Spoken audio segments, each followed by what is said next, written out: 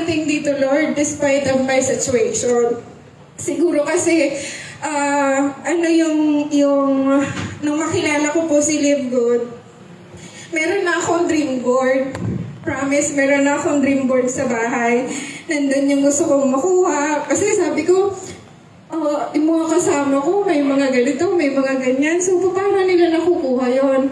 Narinig ko sa training na dapat meron kang dream board. So, hindi ko man siya nakuha doon sa previous company. Kitang-kita ko po yung future dito sa Live Good. So, yun.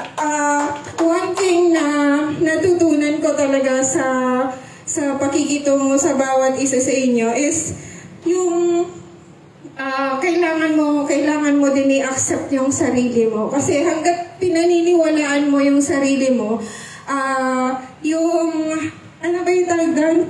Yung connection,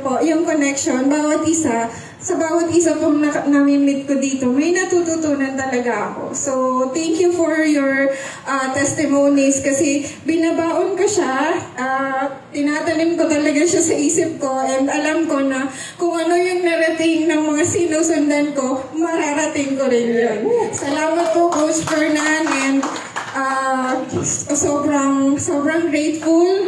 Ewan ko po kung ano gagawin ko pag nag-diamond ako. Alikan talaga kita, promise ngayon na. Maraming salamat po sa inyo. Kung merong perfect attendance sa lahat ng Zoom, sa lahat ng event, alam nyo, ang may award, si Jessa of Benya. Mapa morning, 10 a.m. nandyan yan. Kaya hindi ako nagtataka, no? Meron tayong patunay na uma-attend lang sa literal sa Zoom bukod kay Coach Judah, no?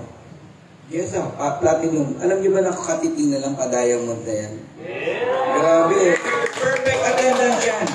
May baby yan na almost, siya, parang single mom, no? Although meron siyang husband, pero inaalagaan niya rin. Anyway, siya na magkikwento lang. So, may isa pa si Partner V.